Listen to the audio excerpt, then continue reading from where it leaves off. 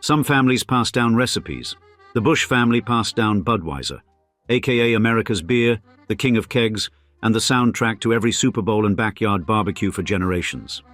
Indeed, this old money beer dynasty didn't just build a brewery, they created the drink that defined American celebration itself. Yet even as Bud Light conquered every cooler from coast to coast and their fortunes swelled to $20 billion, this dynasty was drowning in darkness.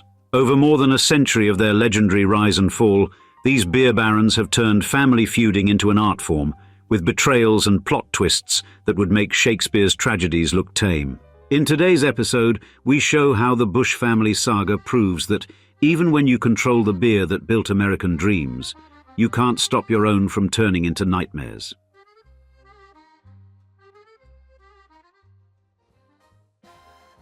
$20 billion buys an awful lot of beer, or in the case of the Busch family, enough to maintain their position as America's most fascinating brewing dynasty.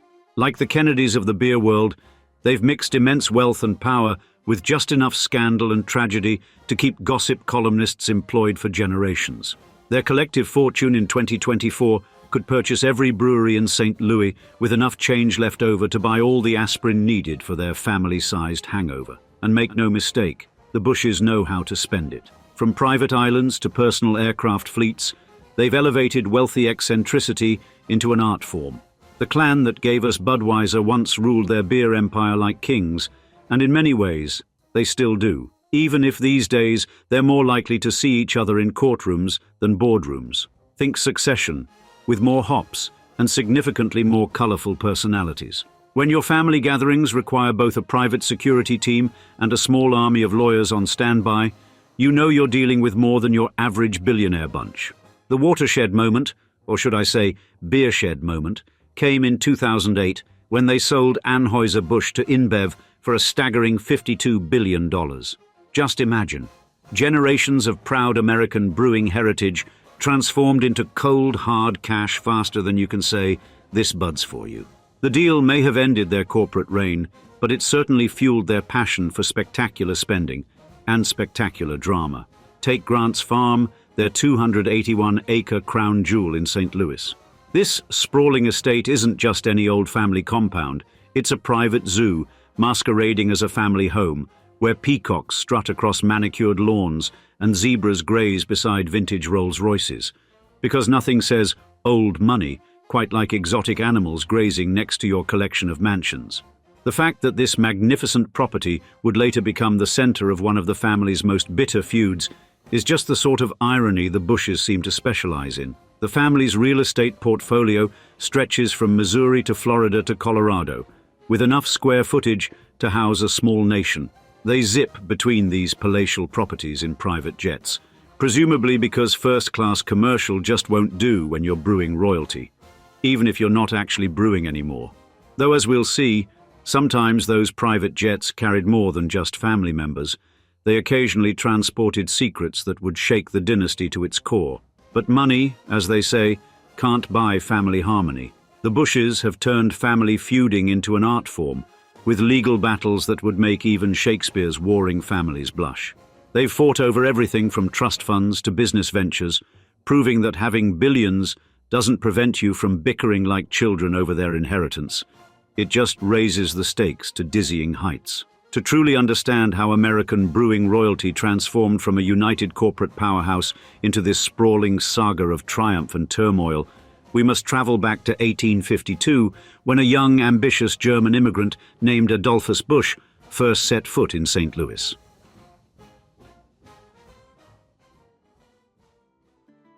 The corridors of American industry, with their marble floors and oak-paneled boardrooms, seem distant from the medieval streets of Kastel, Germany, where, in this ancient Rhineland town near Mainz, the dynasty that would transform American brewing began. And the name they carried, Busch, derived from the Middle High German Busch, spoke of their origins among the wooded hills of the German countryside. But by 1839, when Adolphus Busch was born, his family had long since moved beyond such rural beginnings. They had built a fortune supplying wine merchants and brewers throughout the Rhine Valley, mastering the intricate networks of trade that followed Europe's great waterways. Adolphus, The 21st of 22 children grew up in an atmosphere of commercial calculation. While other boys played in Castle streets, young Adolphus studied at the finest academies in Mainz and Brussels, learning not just rhetoric and mathematics, but the subtle arts of commerce that would serve him so well in the New World. When he arrived in St. Louis in 1857, at 18 years old, Adolphus brought with him something more valuable than the modest sum in his purse. He carried an encyclopedic knowledge of brewing supplies and, crucially, connections to every major supplier in Europe. These advantages quickly made him indispensable to St. Louis's growing community of brewers, including Eberhard Anheuser, a soap manufacturer who had recently acquired the struggling Bavarian brewery. The marriage of Adolphus Busch to Lily Anheuser in 1861 was more than a union of two German-American families. It was the foundation of an industrial empire. The young man who had arrived in St. Louis as a brewing supplier began to learn the brewery business from the inside, working alongside his father-in-law with the methodical patience that would become his hallmark. By 1879, when the Anheuser-Busch Brewing Association was formally established, Adolphus had transformed his father-in-law's modest operation. He introduced pasteurization to the brewing process in 1878, solving at a stroke the ancient problem of beer spoilage during transport. His investment in refrigerated rail cars, an innovation that competitors regarded as ruinously expensive, proved to be the key that unlocked national distribution. From the beginning, Adolphus understood that a family business required more than just family ownership. It required family expertise. And his son, August A. Busch Sr., born in 1865, began working at the brewery while still in his teens, learning every aspect of the operation from the loading docks to the brewing house. This immersive education established a pattern that would be followed for generations. But perhaps Adolphus's greatest insight was his understanding that success in America required more than simply transplanting European traditions. While other German brewers clung to their traditional recipes, Adolphus set out to create something new, a beer that would appeal to American tastes while maintaining the exacting standards of German brewing. This vision would lead to an innovation that would reshape not just his company, but the entire American brewing industry. However, with great power would also come great tragedy, as we'll see in the next chapter. The creation of Budweiser in the mid-1870s marked the first triumphant chapter in what would become both a spectacular success story and a generational saga marked by shocking tragedies. Working in collaboration with Karl Conrad, Adolphus Busch developed a light, crisp lager in St. Louis that would appeal to American tastes. The beer, inspired by the brewing tradition of České Budějovice, then Budweiser, Bohemia, would become the foundation of the Anheuser-Busch empire and the source of the family's immense fortune. But Busch's vision extended beyond brewing to pioneering modern marketing techniques. The company developed sophisticated advertising campaigns that established beer marketing as a national endeavor, setting standards that would influence American advertising for generations to come.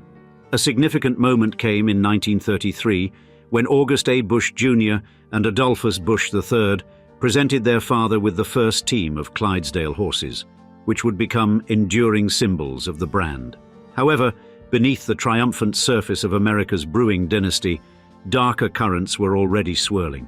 Just 1 year after the celebrated arrival of the Clydesdales, the family faced its first major tragedy. In 1934, August Busch Sr., then president of Anheuser-Busch, took his own life at Grant's farm.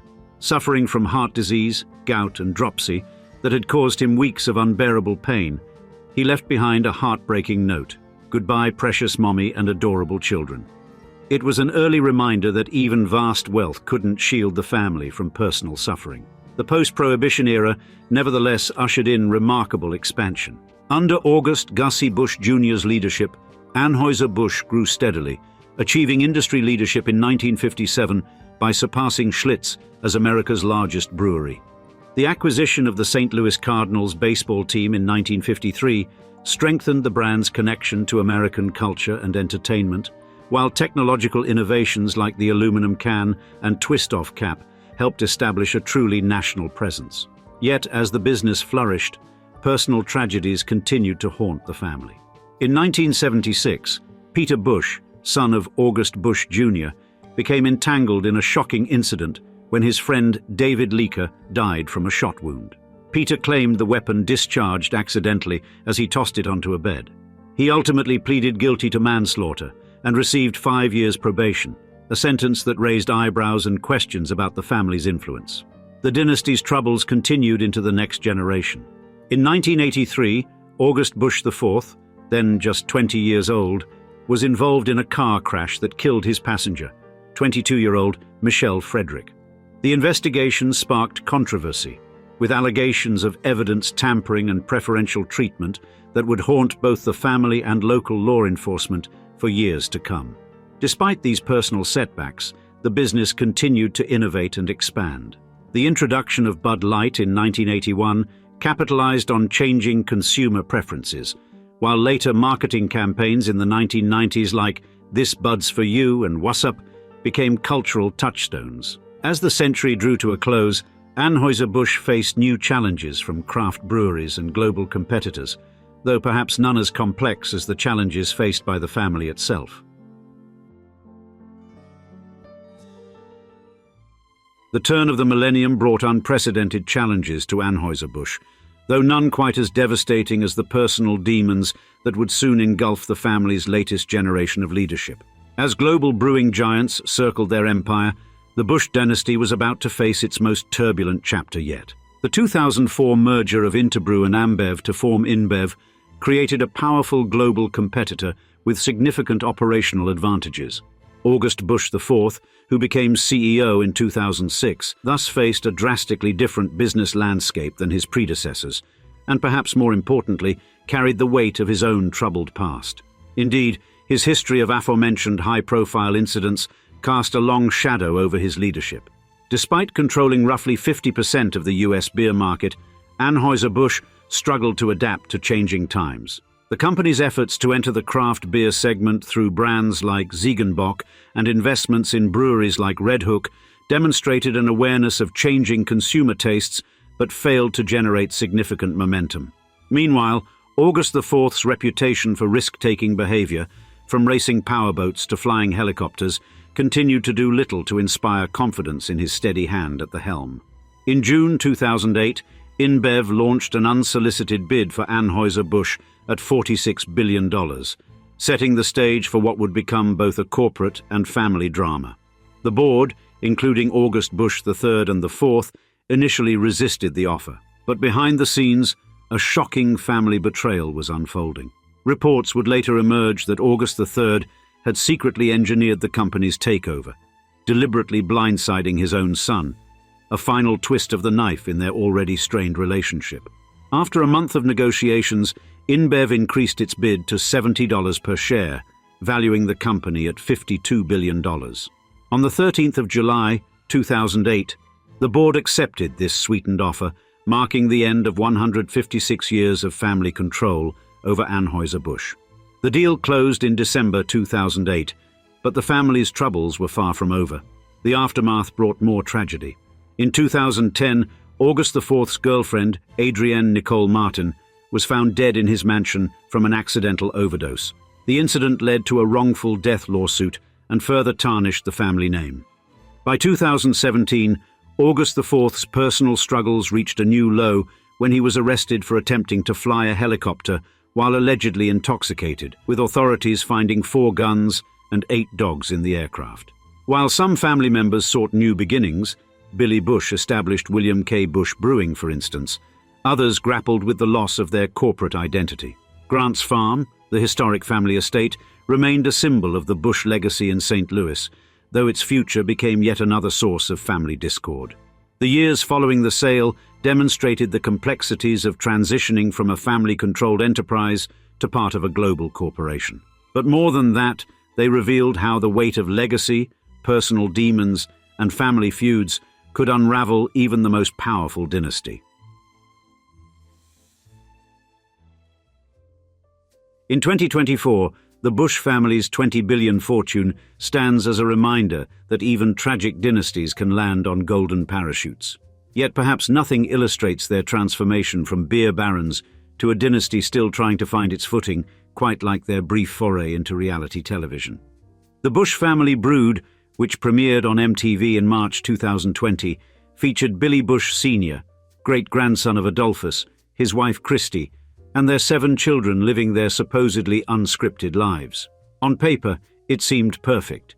A wealthy family with a famous name trying to rebuild their brewing legacy. In reality, the show lasted barely a month, with critics noting that even millions in inherited wealth couldn't manufacture compelling crazy reality TV.